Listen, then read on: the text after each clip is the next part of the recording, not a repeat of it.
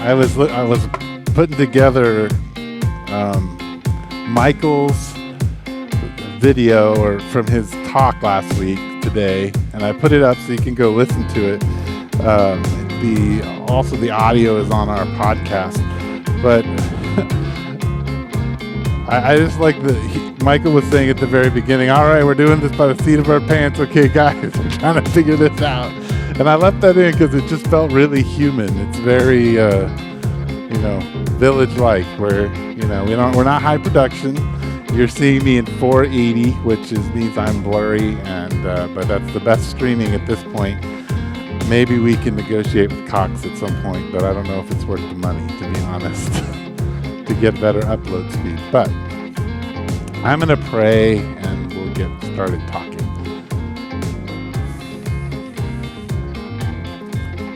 Father, I want to thank you for the opportunity to come at 8:30 and be able to communicate with people in the community and in the world and talk about you and talk about what you're doing, and also just to be human and to be, just to be our broken selves and to offer that to you and to the people around us. And I just ask, Jesus, that as I talk, that your Spirit would be in me, that you would give me words to say, you would help me to remember the things that I think are important. Just ask that in your holy name. Amen. So, I think in 1998, I was leading a college ministry, and through a whole bunch of circumstances, that ministry was going to have to kind of go out on its own. And 1998 puts me in my late 20s, maybe mid-20s, and I'm leading a bunch of 19 to 21-year-olds, trying to figure out who they are. And we didn't know what we were going to do because the church we were at, we couldn't be at anymore. And I remember this would be very insider, as in the sense of being a follower of Jesus, being a Christian. This is very insider Christian, so you might not know what I'm talking about if you're not a follower of Jesus and you've just tuned in. But there was this band named Petra, and I really loved that band, and they had a song that the title was "This Means War." And I got my little boom box and I played that song at the beginning of one of our services as I was kind of introducing to everybody what we were going to do. I mean, and this was the beginning, for those of you who know, and this is Insider Village, but those of you who know the Seneca House, this was the beginning because we were going to move to the Seneca House. Our whole ministry was moving there. That's where we were going to have our services, and that's where I was going to live, and Keith and Julie were going to live. And so I kind of wanted to frame everybody this idea of us going out on our own, as in the sense of we're going to war, but it's not war with the people, but it's a war against the spiritual darkness that was pervasive in Tucson. And I just felt like we're going to war. And that I realized that theme, and because it's in Scripture, but that theme has always been part of my relationship and my life with God and my time in prayer, is that when I pray, it's not a passive thing. I really truly think both that I am communicating with God, but that I'm also standing in a sense against darkness and saying, you can't come any further in these spaces, and also asking God to intervene. Like, I really have always seen myself in that kind of light, and also seen the church that way. And I think, to be really honest with you, it has been super hard since March, since we stopped meeting together, because for me, the gathered church is the place. And I know that the church gathers and that God says, or Jesus says, where 2 or 3 are gathered, there I am. I understand that, but there's some kind of sense that when the church gathers and it sings and it listens to the word of God being read and it eats together and it engages, that it is a light, a force in the world that says no to darkness and provides peace and a safe space for people. and encourages people to live and walk in the light. And a lot of that comes in our prayer together, that like we fight together. And so over the last few months, and this I think will be the third month, we've invited you on the second Saturday of each month just to fast and pray. But because we're disconnected right now, we don't gather, other than watching live stream or maybe getting together with a few of us in different spaces. We're actually pretty isolated. Though more and more of us are trying to engage one another, but we're kind of isolated. And so this idea of us fasting and praying and following kind of the hours, so that we're saying, oh, okay, at 6 o'clock, I know that there are some other villagers who are looking at the same scripture, answering the same questions, and praying for similar things. And I'm joining them in this conflict against evil.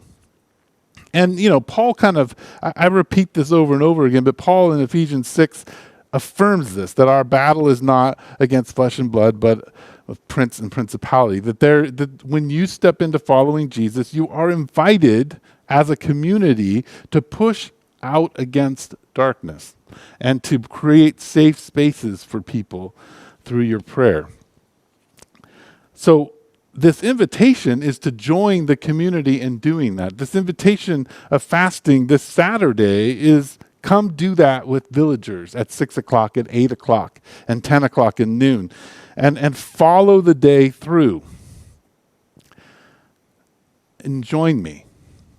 Now, the reason that we've been fasting and praying is really connected to this time of Compline in a sense, and that we understand that one of the ways that you and I can bring our thoughts into submission is through prayer.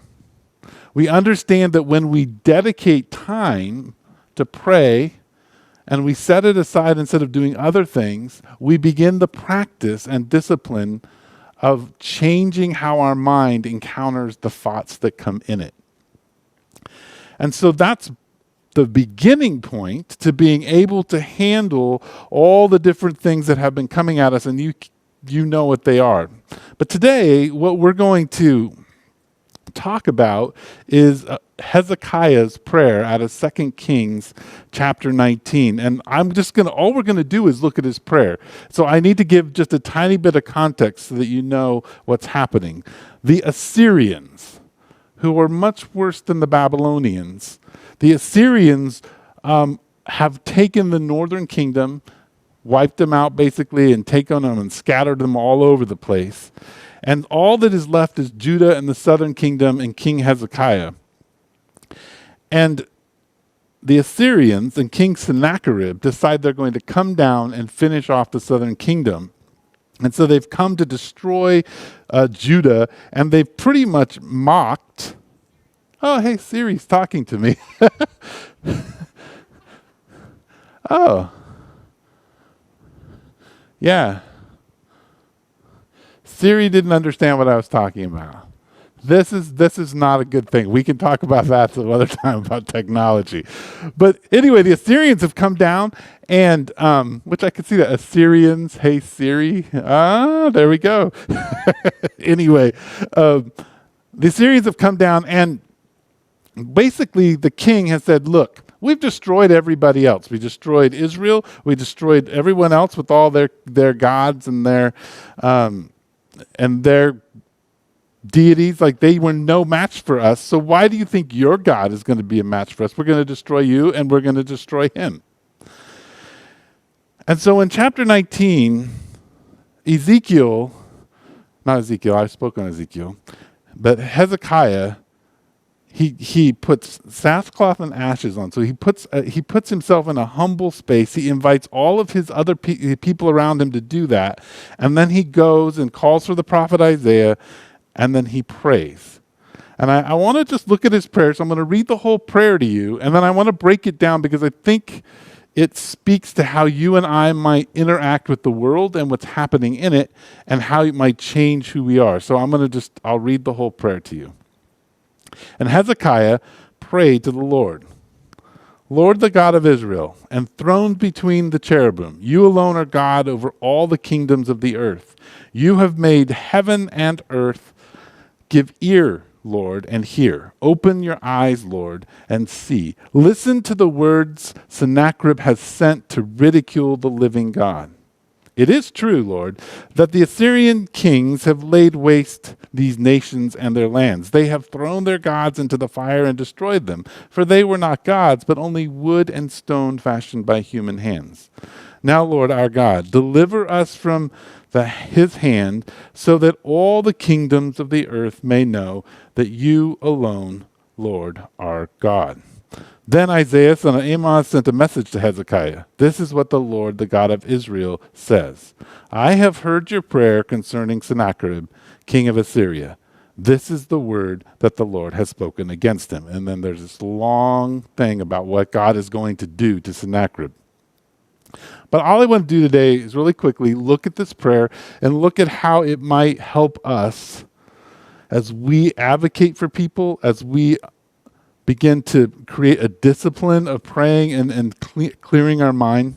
So Hezekiah's prayer has 3 parts, and I'm just going to kind of go through the parts. So the first part is that Hezekiah acknowledges who God is. And when I was a little kid, like 5, I thought that my dad was the fastest runner. Like I would race him from the car to the house and he could always beat me. And I thought, my dad's the fastest. No one can run faster than him.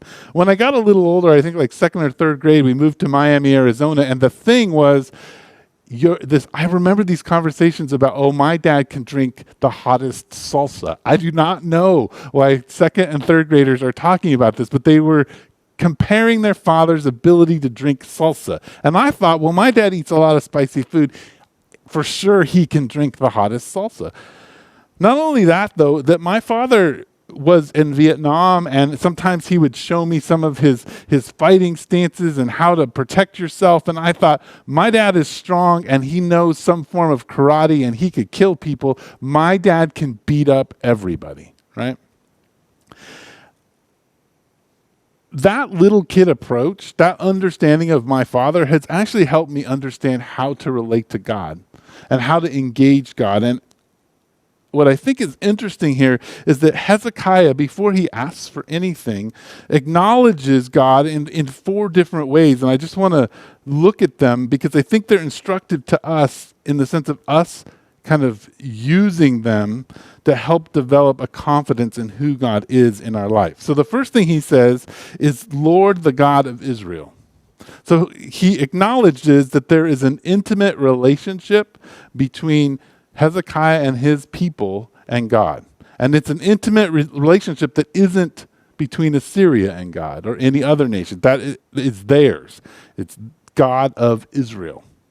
Right? And that, when I think about, me, like with my dad, it's my dad. Like there's just, all that's really is what Hezekiah is saying in a really simplified form is that you're my dad. You're our dad. You're the one, who has brought us here. The second thing, though, he says is that you're enthroned between the cherubim.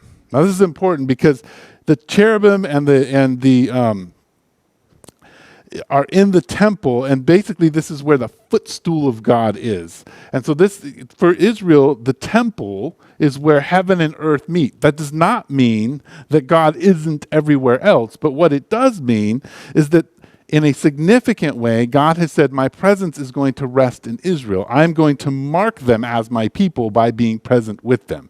So what Hezekiah is saying is, you're our dad, and you have marked us as your own. You have identified that we are your people. So this is important. Those are the first 2 parts. The third part is, he says, you alone, God, are over all the kingdoms of the earth. So it's not just that, dad is faster, and it's not just that dad can drink salsa, better than every other dad, but it's also that he's dominant over all other dads, right? That there isn't any king that is over God, right? There's no kingdom that somehow falls outside of who God is. And so Hezekiah's affirming that, but then he goes on and gets even more grand in his fourth part, and he says, "You have made heaven and earth." So not only are you over all the kingdoms of the earth, you made the earth, so nothing can contain you. This is a very, all it is Hezekiah, in a sense, reciting his theology. He's saying, okay, you're our God, you've marked us, you are over all the other kingdoms, that means you're over Assyria, and on top of that, you're over the entire earth because you created it, so nothing contains you. All right, he's putting that forward, but what he's doing is he's saying it out loud. He's praying it. And I think it's really, really important to pray out loud. Now, I know it's kind of awkward to do it with friends sometimes, but it's important to pray out loud because something happens to your brain. The chemistry changes. You know, the more, when I was practicing this a little bit, the more I would say my dad can drink the salsa, my dad can do this, I'm like, yeah, my dad is pretty awesome. Like things are starting to change in my brain. I'm starting to have connections happen. When you and I say God is our God, and he's enthroned above all things, and he is king over all things, and he created the earth, our brain begins to say, oh yeah, no, that's the way it is. And what happens is it changes our posture, right? It changes the way we understand our relationship to God, because we're rehearsing what is true, right? We're practicing what is true by speaking it out loud. And what it does is it enforces our belief when we speak it out loud. And so I would invite you, especially on Saturday, but also in all of your prayers, to begin to practice the truths you know about God when you pray, when you begin. And maybe they're really simple for you. You know, God, you made the mountains. God, you made the sea. Maybe you're a very theological person and you can remember some of these things about how you're enthroned between cherubim. Maybe you remember that kind of thing. But more importantly, that you begin to repeat what you know to be true about God. Now, so that's part one. It's really just saying, hey, this is who you are, God, and I know how we're connected. The second part, I think, is really important. It says, give ear, Lord, and hear. Open your eyes, Lord, and see. Listen to the words of Sennacherib has sent to ridicule the living God. God already knows all of that. Right? God is not like all of a sudden surprised that Sennacherib is right outside of Judea. He's not like, oh my gosh, how did they get there? That's not it. But what I think is important here and that Hezekiah understands to be true is that God, in however he does it, wants us to engage him in what's happening in the world. He wants us to speak and call his attention and invite him to be present in the things that we're concerned about and we're anxious about and we're worried about. And the crazy thing is that God acts on these things, right? Because they're clearly linked for Hezekiah to the fact that he's made heaven and earth and that he's God over all the kingdoms and that he is their God. And therefore he can call his attention to things. When I talked earlier about how I really do understand my spiritual life as something that is warlike, in Ephesians chapter 6, verse 18, after Paul has explained how the church is supposed to put the armor of God on, he says that we're supposed to also pray and pray in the Spirit and pray always for all the church and all the people. And then he says, and pray in particular for me that I would be fearless in preaching the gospel and that the Spirit would come on me and I would have words to say. There's an invitation as followers of Jesus, right? There's an invitation that we have to advocate for our brothers and sisters, to advocate for the oppressed and the poor and those who are in places that are not good. So for Hezekiah, Assyria is at his doorstep and there's nothing he can do. Part of prayer is saying we don't know what to do, but you need to take a look at this. So I don't think we do this much, but my invitation is for you, particularly this Saturday, and you'll have this invitation in the worksheet, is for you to say, okay, God, I want you to turn your eyes to this particular suffering in the world. I want you to turn your eyes to this particular issue in my husband or wife's life. I want you to turn your eyes on this in my child's life, and this when it comes to dealing with issues of the African American community. I want you to deal with, do you see this? And in particular, what I think we need to understand is that maybe the Assyrians are not coming to our door, but darkness is always coming to our door. And everything that we see happening in the world, there is a deep and evil that is out to destroy our image. The enemy wishes to destroy the image of God, and he will do it anyway. And our job is to say, God, you need to look at this. You need to do something. Do you see what's happening? Do you see what's happening? Because, I think a lot of times what happens is when we see things like, well, let's just talk about our situation. We have gotten to a place where we see things when it comes to the racial things in our community and the social things, and what are you going to do about the virus and wearing masks and not wearing masks and quarantine and gathering and the politics and the two presidential candidates and our president. And what we think is we need to do something. We need to figure it out. We need to have an opinion. We gotta act now. But as followers of Jesus, I'm not saying we're not supposed to act, but it seems to me that over and over again, the encouragement is not to act without fully inviting and pleading for God to act and for God to intervene. And that one of the most powerful ways that you and I can advocate for the poor is to get on our hands and knees and pray. And for the oppressed is to get on our hands and knees and pray. And not just, God, would you please change, but would you change this thing, but would you open your eyes? Open your ears. Would you see what's going on here? We need you to act in this space. I think this is really powerful. This is the place that you and I get to go to war, the way we get to put into our emotion behind what is good and true is to hang on to what we know who God is and begin to plead for him to do things. One of the funny things in my marriage is that I will routinely come to my wife, and it's happened less over the years, but it happened a lot in our early marriage. And I'd be like, oh, I've figured this thing out about me. I'm going to make this change in my life. And my wife would just smile at me and say, oh, well, I've been praying for that for a year. She's been praying this prayer. Open your eyes, God, to the things that are happening in my husband's life. But she never told me. She just got on her hands and knees and prayed that this change would happen. And then she, and it did. Now, I'm not saying that, you don't do things, but we have to understand that the God of the universe can powerfully transform and engage the places where there is brokenness if we'll invite him into them. Now, verse 17, so that's part 2, but then part 3 is just where he's basically saying, okay, well, this is what I want you to do. He says, it's true, Lord, that the Assyrian kings have laid waste these nations and their lands. They have thrown their gods into the fire and destroyed them, for they are not gods, but only wood and stone fashioned by human hands. Now, Lord, our God, deliver us from his hands so that all the kingdoms of the earth may know that you alone, Lord, are God. Now, what I like first is that he just asks for what he wants. He's like, hey, I know here's the context, God, but this is what I want. Will you deliver us?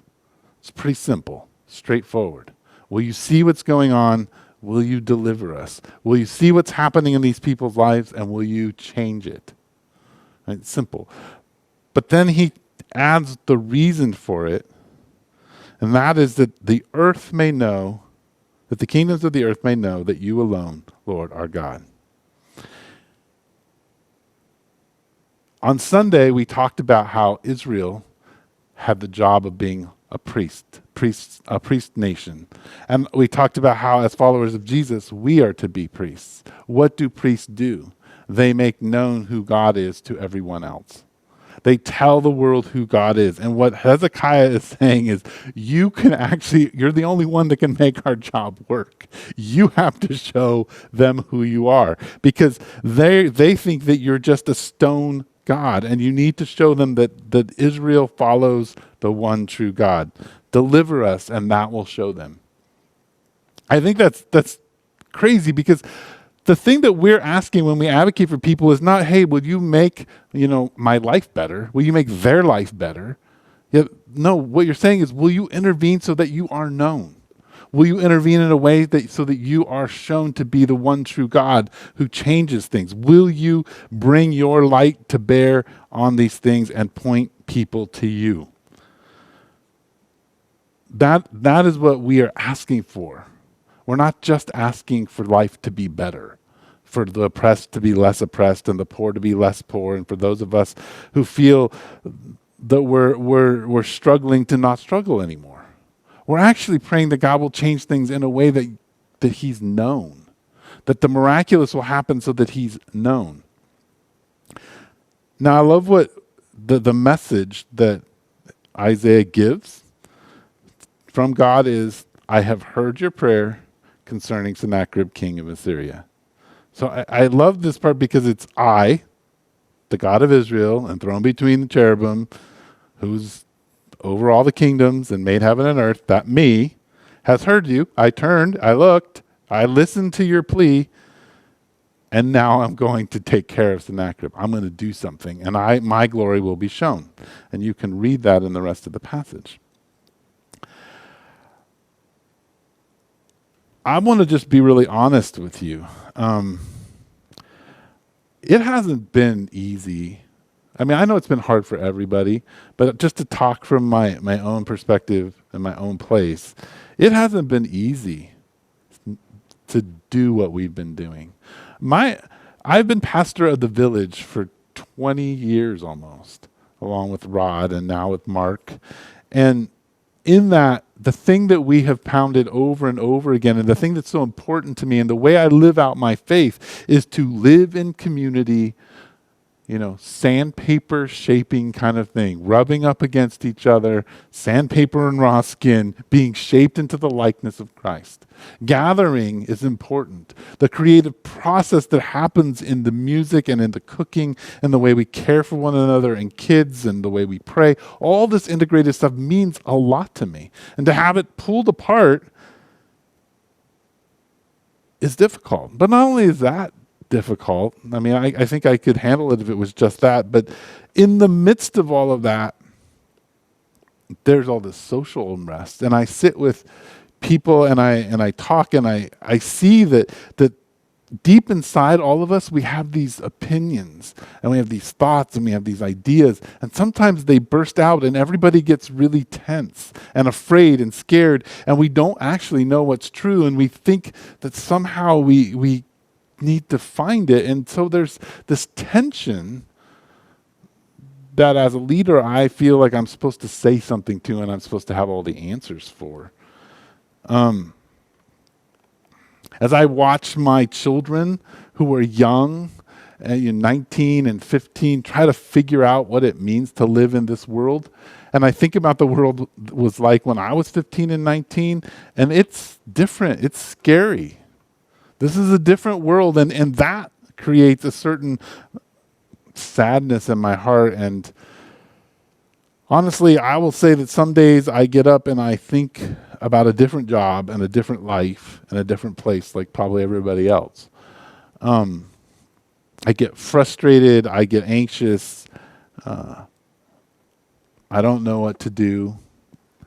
I talk to elders. I pray with elders. Sometimes I'm in tears over all that's happening in our community and in our world, and other times I'm just angry, and other times I'm just depressed and sad about all the changes, and I haven't come to terms with all of that. And